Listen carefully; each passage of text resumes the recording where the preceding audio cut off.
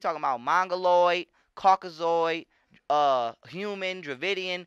If you're not African, you all in the same group.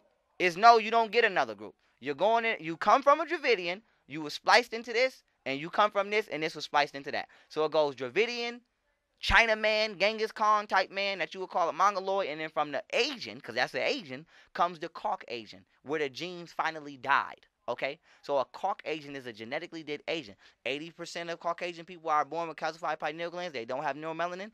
40 to 80% of Chinese people are born with calcified pineal glands, and they have a small hints of the melanin that we have. And then the Dravidian has a higher content of the melanin that we have, and like 10% of them are born with calcified pineal glands. And then you have us who are the gods, and we have the full reptilian compound and inventory of DNA flowing through us, and we have fully accessible pineal glands, a fully functioning neuromelanin nerve tract. This is why the Egyptians put the cobra on their pineal gland, and we are the genetic gods of this planet. So with that being said, when we talk about divide and conquer, don't be confused by the imaginary division. You can't be confused by that. This is all one entity that is genetically that comes in genetic variables. So you can't. The mongoloid is the, let's say, at the top of the totem pole for all other races. So really, it's only human and Neanderthal. Like even Caucasians are genetically dead Asians. Cauc means the word corp is dead, and then Asian is Asia. So Caucasian technically still is to a certain degree a mongoloid. So you know what I'm saying? What we doing is we tricking ourselves with all these big words, and you know you're a mongoloid. They was even saying negroid at one point in time. So that goes to show you, you know, if a scientist said it, you can be a negro. How can it be a negroid? You know what I'm saying? But they was basing words off of their own psychological philosophy at the time. So for me, you know, when we're talking about all of these different phenotypes, we have to understand that really it's only one true genotype that we're dealing with, which is the African mitochondria Eve gene. Everything else is spliced. So, you know, even right now, for example, they just spliced the human with the pig. And I told y'all that Caucasian is spliced with primate, chimpanzee, and dog. So now, what if this pig grow up? What kind of phenotype is this pig? A Dravidian is a Neanderthal. A Dravidian is the original Neanderthal. So now when we say Neanderthal, the first thing we think of is a Caucasian or something. But you don't think that the melanated people over there that's still in our culture doing all that yoga is a Neanderthal because they black. And the first thing somebody will say is, "Look, we've been over here. They black over. Them not Africans. Those is not Aboriginal. Those is the original Neanderthals that came to this planet." Okay. So with that being said, from the albino Dravidian, this is the process, and I did an entire lecture on it. I'm gonna give it to you now. The albino Dravidian is where the Caucasian and the Chinaman comes from. Take an albino Dravidian and you separate their strands of DNA using what is called an EcoR1 enzyme. Now, the EcoR1 enzyme separates the ends of the DNA, creating them into what is called sticky ends. And then through a process known as electric shocking, you splice these two strands of DNA back, and then you artificially implant it into a womb, and it grows into an organism. This is the exact process of how they created the hybrid pig. So it's called genetic splicing, genetic engineering. It happens every day. They splice people every day. It's nothing new. It's only new to you if you live in imaginary land. So that being said, from the Dravidian, all other races of people were spliced. And then from this original source, now we have all of these subgroups being created, which technically are all just one hybrid artificial variant after the other, the original. So once again, when we say the Neanderthal, and then we say, what is a Dravidian? A Dravidian is the original Neanderthal. And this is what I mean. So when we're talking about a Caucasian, an Asian, a Dravidian, they're all Neanderthal. Now, you can specify them and divide them how you like according to, you know, their genetic differences and variables according to the splice process. But at the end of the day, they all come from that Dravidian. So if you're a Chinese person and you come and you watching this, it's not about being racist. It's about being truthful. You come from a Dravidian. You are a genetically altered Dravidian. And then we have a white person who's a genetically altered you. And then when you go look up Dravidians, go look up them albino Dravidians, they look just like Chinese people and white people. And Arabs too, because Arabs come from them Dravidians too. So with that being said, we have to understand that there's an entire race of people on this planet that is hybrid. It's like watching Men in Black with Will Smith. There's aliens on the planet Earth.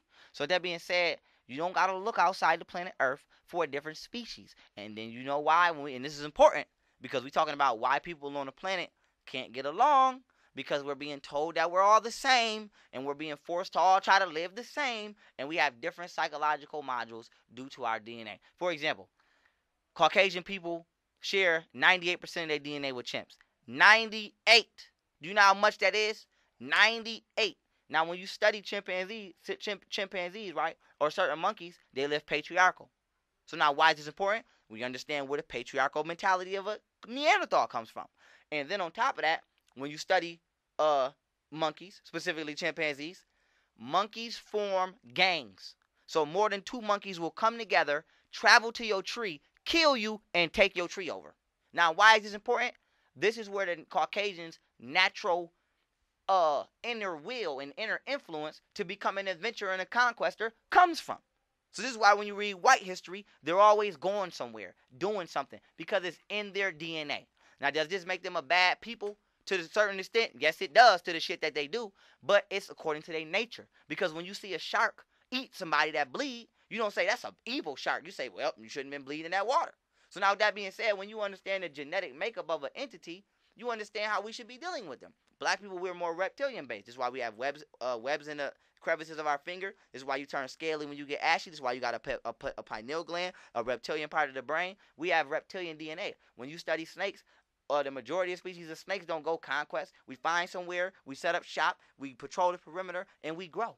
So with that being said, when you look at black people, you put us anywhere. We're not coming in your house. We're going to set up shop, get us some rituals, do us some boogie dances, and we going to chill. So it's in our nature. So you got a chimpanzee basically trying to live amongst cobras, and you wonder why we keep clashing. Because the chimpanzee is a conquester, and the cobra is not. So with that being said, we have to understand that everybody on this planet has their own genetic agenda, which comes out as your psychological agenda. And we're being confused because religion keeps telling us God made us all the same and the Bible is all one, when Caucasian people are only 6,000 years old. And we're billions, if not trillions. We actually don't even know our age. I don't even think we're from this planet, honestly, due to research. But that's another bill. So with that being said, coming back to phenotypes, and we talking about what is the top phenotypes, it's only one true phenotype, which is human. Every other phenotype, which you want to go to Mongoloid, Caucasoid, etc., without going down the list, they don't even count to me. I don't count those. Y'all are hybrid entities. You don't go to the pop machine and mix the high C with the Sprite and then call it a pop. It's not a pop. It's a hybrid. And what's the pops was already in the slot. So what was already in the genetic slot was African people with that mitochondrial Eve gene. Everything else is an extraterrestrial created, manufactured person. I call them GMO people. You have human, which is African. And then you have Dravidian. Because if we talk about Mongoloid, when we say Mongoloid, the first thing that a person's mind go to is a Chinaman. Or they go to Genghis Khan. But you forget, Genghis Khan come from the Dravidian. So where does the Dravidian fit in there? Is he a Negroid because he melanated? How? He's not a human.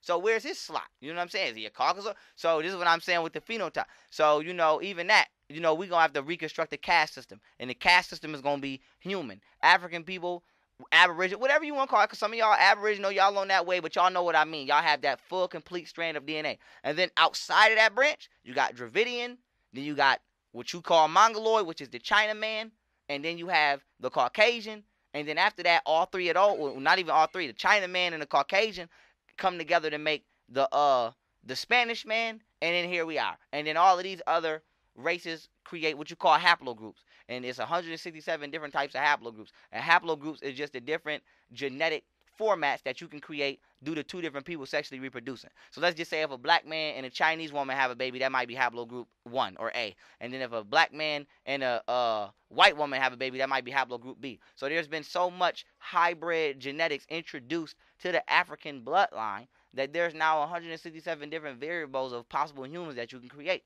So when we say, phenotypes, people don't understand there's really so many different phenotypes are just they're ways to try to hide the origins of all non-African people, and really it's only one. Like I don't really like to put people on a genetic totem pole that they not on. This is not about racism or black supremacy or nothing like that. This is about science. So it is a scientific fact that all non-Africans are not full human beings. They're only a maximum of 93% human beings, 7% Neanderthals. It's a scientific fact that Caucasian people share 98% of their DNA with chimps. So a lot of this stuff is not included in the phenotype statistics when you go to look it up. So a lot of that, like you don't really hear me imprint that in people's heads because it's not right and exact.